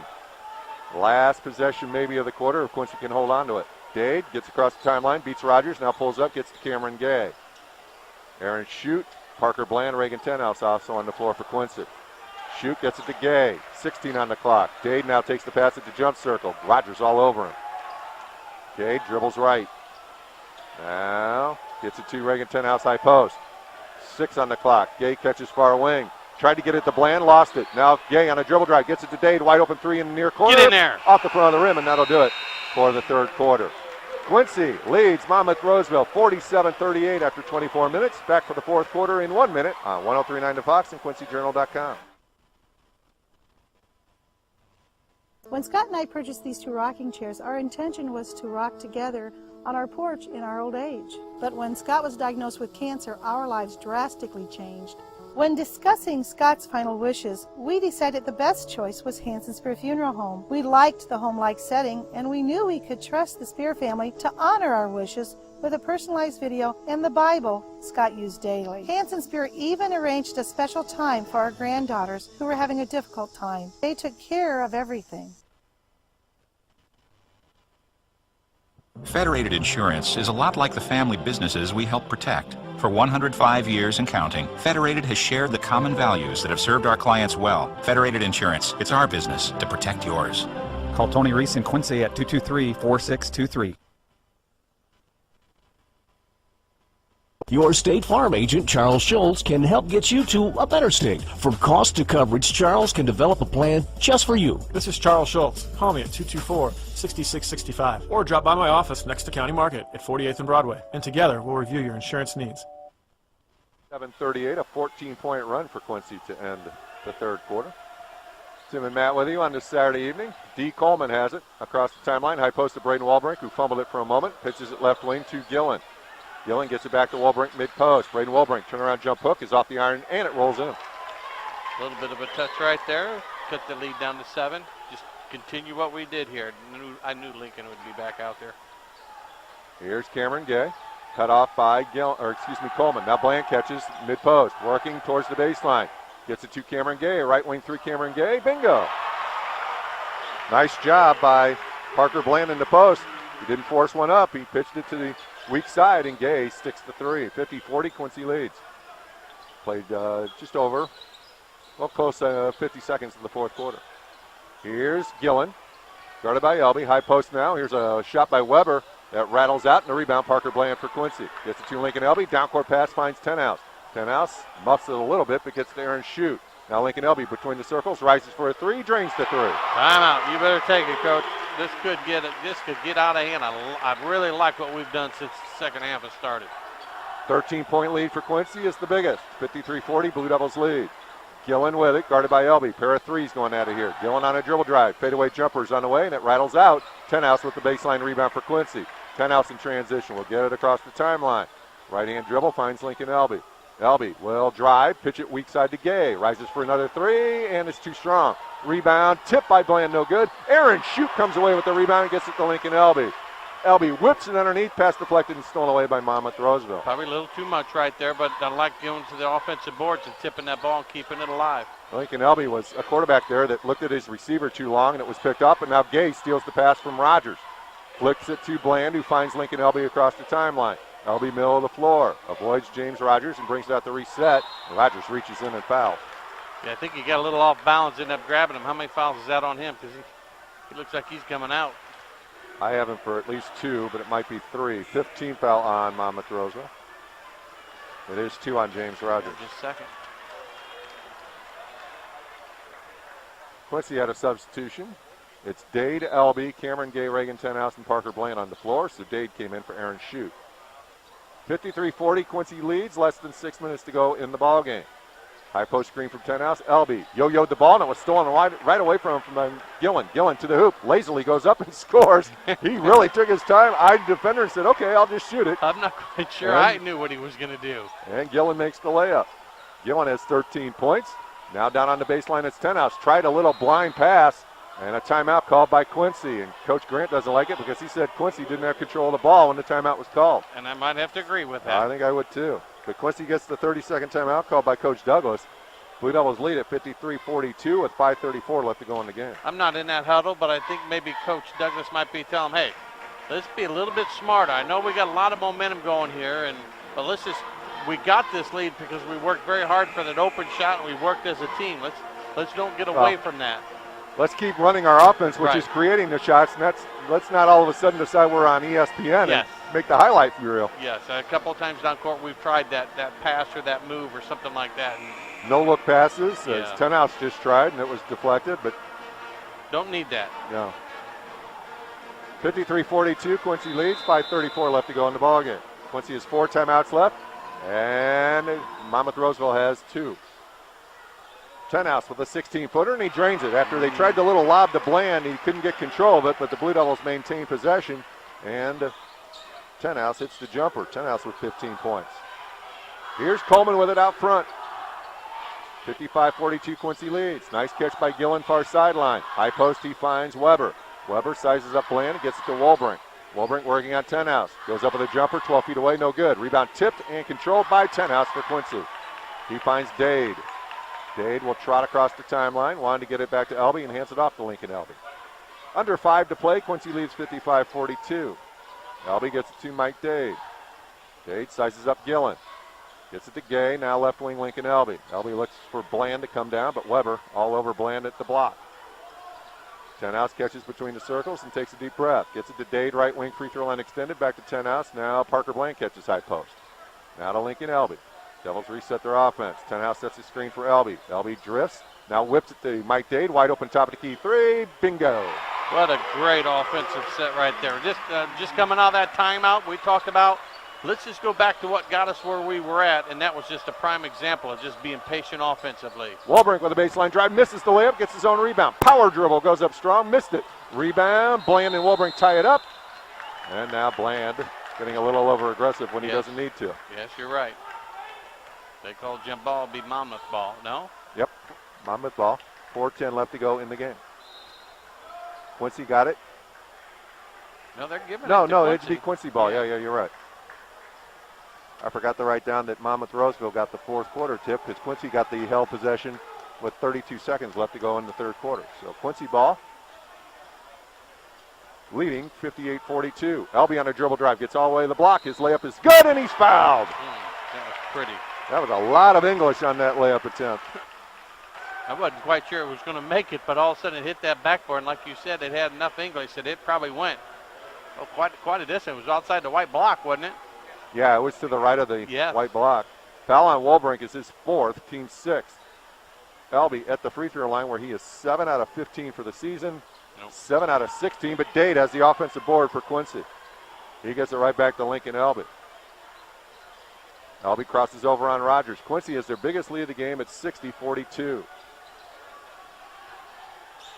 Elby sizes up James Rogers. Now bounce pass to Dade. Dade to the right of the jump circle. Gets it to Cameron Gay out front. Gay gets it back to Lincoln Elby at the jump circle. High post. Dade wasn't looking for the pass. It went right to Josh Weber. Titans ball trailing 60-42. 3.5 minutes to go in the game. Coleman left wide open, but he pitches it right wing to Gillen, who fires to three, and it rims out. Rebound Elby took it away from his teammate Parker Bland, and Elby will just walk it up the floor. Good look for the Titans, but it just wouldn't go down. Elby has the ball poked away by Rogers, but Elby recovers, now takes off. Right down Broadway, pitches it to Bland, who goes up strong to the basket and scores. He's having himself a ball game, people. 19 points for Parker Bland. 62-42, 20-point lead for Quincy. 3 minutes left. Rogers has it. Drives on Cameron Gay. Left his feet, got it to Walbrink. Power dribble, goes up strong, missed it. Got his own rebound in the paint, goes up strong, missed it, but got fouled by Parker Bland. They calling that on Lincoln? Called on Lincoln Elby for the swipe at the ball. I thought for sure they'd call that on Parker, but that's all right. Fourth foul on Elby. 16 foul on Quincy. Braden Walbrink at the line, 0 for 2. And his free throw is good. Boy, he does not look comfortable, does he? He's got almost an old-fashioned set shot to his free throw. It's different. So, Braden Walbrink, 1 out of 3 from the stripe. Second free throw in the air, good. That is old school shooting right there, people. 62-44. Quincy leads by 18 with 2:45 left to go in the contest. Walbrink has 18 points. Elby backs it up to the midcourt circle. Drifts towards the right side of the offense, now picks up his dribble. Penthouse comes and helps. Now gets it to Mike Dade. George Cricard is into the game for Quincy. Brittle and Carson Gay wait at the scorer's table. 62-44, Quincy leads. Elby will whip it to the baseline to Cricard, takes it to the hoop, throws up a wild shot, no good. Tipped and controlled by Walbrink for Monmouth Roseville. Got the feeling Cricard didn't really know whether he should go up strong or not, just kind of flipped it at the basket. Yes, he did. Barely hit the rim. Here's Rogers, who got himself in trouble, and a timeout called by Coach Grant. He thought his kid was going to be in trouble and didn't want a 5-second count, so Coach Grant called a timeout from the sidelines. We'll keep it right here with 2:06 left to go in the game. Monmouth Roseville it is, only has one timeout left, trailing 62-44. And big second half for the Blue Devils. As you mentioned, Matt, Quincy trailed 38-33, and from that point on, it is 24-11. Yeah. And no, even more than that. It was a 14-0 run there, so 29-11. 29-11 run. That's nice. I'm sure that's one of these teaching moments you could tell your kids after the game or at shooting. Well, what's today? Saturday. Won't have anything tomorrow. 29-6 run. Excuse me. I'll do math at some point. That you could sit with your kids and say, "Look at the capability." And I like to know the score when Parker Bland drove for that ball, and I should have wrote it down because ever since then it's where where we picked up our intensity as well. Yeah, you're right. Any more substitutions? Yeah, We'll set the lineup. It's Mike Dade, Elliot Brittle, Right. George Cricard, Carson Gay, and Cameron Gay on the floor for Quincy. Angel Araguen looking for an inbound receiver, finds Gillen right next to him. Gillen takes to the baseline, and Cameron Gay swats it out of bounds on the little 10-footer. Yes, he did. Sam Gillen, D. Coleman, James Rogers, Braden Walbrink, and Angel Araguen on the floor for the Titans. Coleman needs help. He'll fire it down the sideline, caught by Gillen. Gillen gets around Cameron Gay. Now Gillen will pitch it to Coleman near corner. Coleman got cut off, gets a high post to Araguen. Araguen guarded by Cricard. A couple of football players going at it there, but Araguen's a lineman. He gets it to Coleman. Coleman will rise for a three that's short. Rebound Mike Dade for Quincy. Nice block out by George Cricard there to make that rebound available. Dade gets around Rogers. 100 seconds left in the game. Quincy leads 62-44. Titans go for the double team. Gay catches over the top. Gets it to Brittle. Brittle one dribble. Splits the double team, gets it to Gay. Gay dribbles towards the corner. Now back up the far sideline. He'll shovel it middle of the floor to his twin brother Carson. Carson gets around Wolbrink. Tried to split two defenders, stolen away by Gillen. Gillen is able to get it to Rogers. Rogers spins away from a defender, puts it up and in. Pretty awkwardly, too. He's a whirling dervish, is he not? What do we have now? A timeout called by whom? Coach Douglas, Okay. I think just to get a substitute in. He wants to get in little Cameron Wagner, who had a real nice sophomore game tonight as well. Quincy sophomores won 81-59. That was tonight. Last night, the sophomores defeated Galesburg 66-52. So the sophomores go 2-0. Let's see. I'll write down every score. Quincy Sophs won in Springfield 56-50. That was an interesting sophomore game. UT defeated the Quincy sophomores 49-43. And Quincy won the sophomore game against Oswego in overtime, Matt, when Aaron Shute hit a three with 1 second left in regulation to send it to overtime. After watching them the last two nights, and I have not seen them for a while, that sophomore team could go on a nice run here and get some players to develop for next year as well. I still think you're going to see a lot more of Aaron Shute, too, up at the varsity level. Yep. Here's Mike Dade. He beats Gillen off the dribble, and a little nickel dime hand check call on Sam Gillen. His third personal. Mike Dade will step to the line and shoot the one in bonus, I believe. Don't you think sometimes the officials should know the score and time left on the clock? And the point spread. Yeah, and say, okay, I'm not going to call something like that. Unless it really gets to the point where it's pretty obvious, I'm just going to sort of let them play it out. I mean, both coaches have got quite a few subs in there. I guess I should use the phrase point differential and not point spread. You don't Right. want officials talking point spread. No, you don't. Dade made the first free throw, by the way, so Mike Dade is now 11 of 20, 55% for you mathematicians. And then he misses the second. 63-46, Quincy leads. Coleman with it, across the timeline, guarded by Carson Gay, pitches it mid-post to Araguen, who makes a nice catch, trying to get around Cricard. Araguen drives baseline, gets it near corner to Sam Gillen. Gillen back to Araguen, hard points at it, can't get the steal. Now a three, top of the key, is fired up and hit by number 12, Colton Neal. And a timeout, I believe, called by Yeah, I think Monmouth he's just Roseville. subbing now. Do you have to take it? No, you can make a motion that you Yeah. just want a substitution. And he is actually going to talk to his young team. So that three makes it 63-49, Quincy leading with 41.9 seconds left. So the Blue Devils are going to head to the Collinsville tournament with a record of 6-3, take on a Belleville East team 3-6. But as you mentioned during the pregame, if the Blue Devils think they can just walk out of the locker room at Collinsville and win that game against Belleville East, that's not going to be How many years have we been down in situation. Collinsville? Well, we took that 2-year break for Pekin. Right, Pekin. This is my 9th year doing Blue Devil games, so 7 out of the last 9 years. Yeah, they're a talented team. Don't even look at that. They're athletic. They're quick. They're probably going to be long. Yeah, Actually, they're not as big as they've been in years past. Oh, man. okay. But they're young. Cricard catches high post, gets it back to Carson Gay. Grant Gedecke's in the game for Quincy as well. It's Carson Gay, Cameron Wagner, George Cricard, Elliot Brittle, and the aforementioned Grant Gedecke. Cameron Wagner, far sideline, gets rid of the ball just before the 5-second count. Carson Gay with it middle of the floor with 12 seconds left.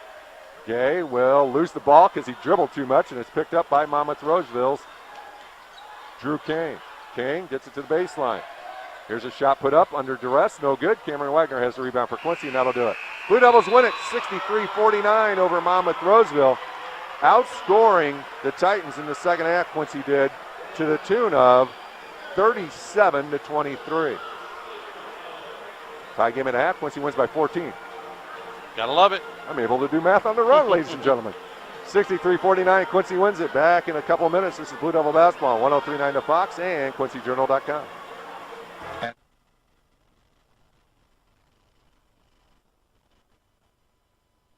When Amy's brother passed away, her family went to Hanson Spear Funeral Home. It's not about, the death of the family member. It's about celebrating a life. They're very family oriented as well. They're, traditional, and they want to make you feel like, you're almost, part of the family. And that's what we really liked. If I had to sum up Hanson Spear in a word, it would be compassionate and loyal. It would be like family. It's coming to Quincy, and it's a game changer. Fiber is the fastest technology available, and Adams is bringing fiber to the home. Nothing else compares to fiber, and Adams will be connecting Quincy neighborhoods to this lightning-fast internet and telephone service with no gimmick pricing and local service. Find out how your neighborhood can become a fiberhood. Just take the quick survey at followthefiber.net. Adams, the better and now faster way to connect.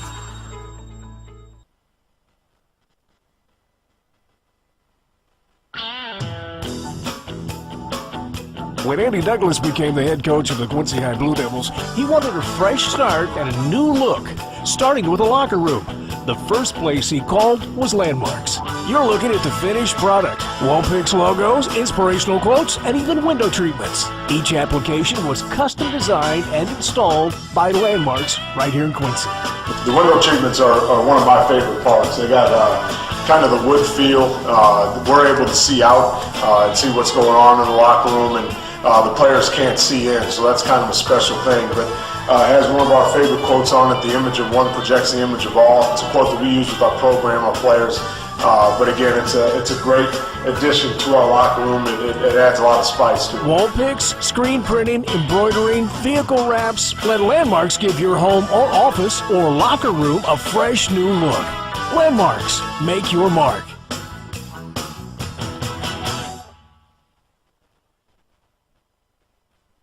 Around here, people matter, and relationships are built on trust. That's the way it is at Town & Country Bank. Real people who like things simple, honest, and done right. And our roots are right here, so we're truly local. If you already do business with us, then you know how good banking can be. And if you're not, well, maybe you should. Town & Country Bank. You'll like how we do business.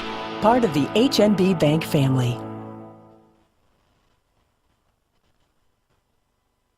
Your State Farm agent, Charles Schultz, can help get you to a better state. From cost to coverage, Charles can develop a plan just for you. This is Charles Schultz. Call me at 224-6665 or drop by my office next to County Market at 48th and Broadway, and together we'll review your insurance needs.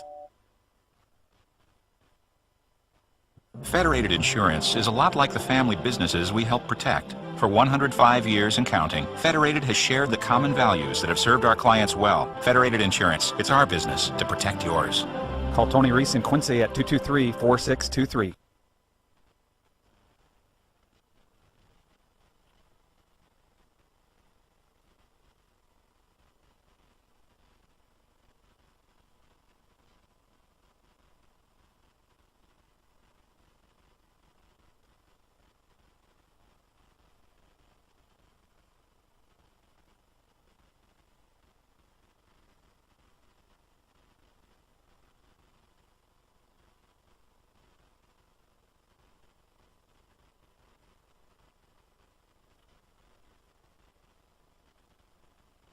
Defeats Monmouth Roseville here tonight, 63-49. Tim Kinship with Matt Longo. Paul Erickson, our radio producer. Alex Goff here at Blue Devil Gym with us on QuincyJournal.com. And before we take our stat sheet show break, Matt Longo, Quincy wins at 63-49, but don't you feel if you're Coach Chuck Grant of Monmouth Roseville, you didn't get the win, but you got exactly what you wanted? Well, I think the first half he got everything that he wanted and even more to be tied half to half. But I also think in the second half he learned a little bit about his kids, but yet his kids got to experience something that I think will make them a better team in the long run. And that's the goal of him coming in and playing a big 4A school. So let's go see if we can compete. Yes, we can, but we can't compete when we make some silly mistakes, and a good team like that's going to take over. And that's the thing about a small school playing a bigger school. A lot of small schools can compete.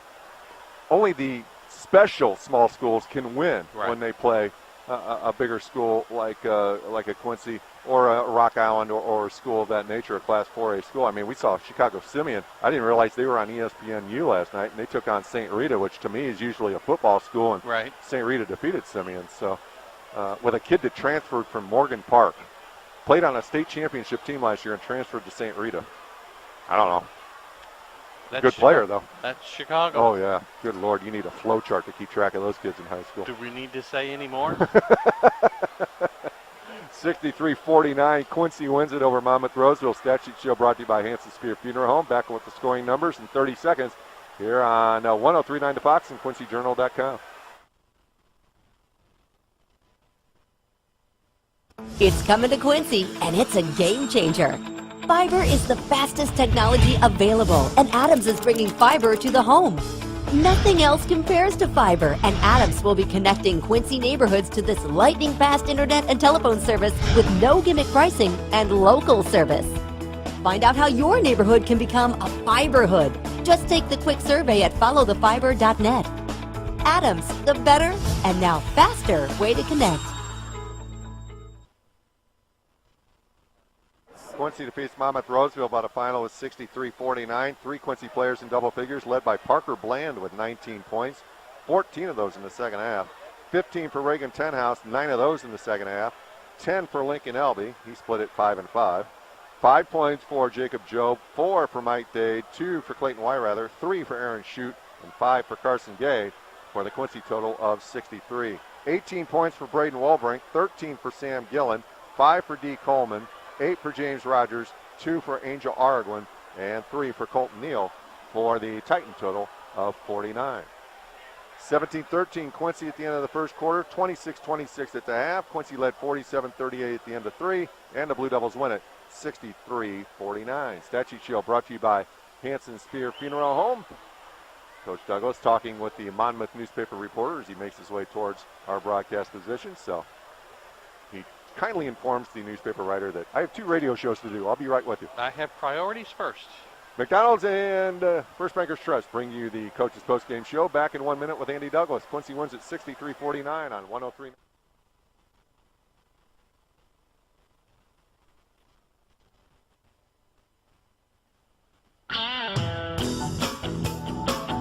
When Andy Douglas became the head coach of the Quincy High Blue Devils, he wanted a fresh start and a new look, starting with the locker room.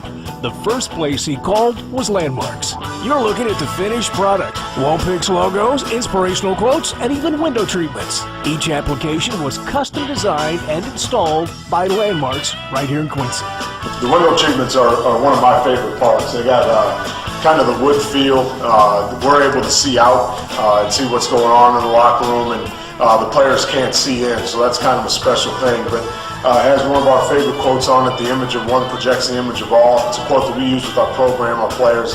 But again, it's a great addition to our locker room. It adds a lot of spice to it. Wall picks, screen printing, embroidering, vehicle wraps. Let Landmarks give your home or office or locker room a fresh new look. Landmarks, make your mark. Monmouth Roseville by the final of 63-49. Tim Kincher with Matt Longo, joined by head coach Andy Douglas from Quincy. And coach, tied at the half, but apparently you had this wise thought at halftime. We got to pound the ball inside because Parker Bland and Reagan Tenhouse pretty much took over the game. I guess they saw the light. Or your guards didn't got them the ball down low. That too.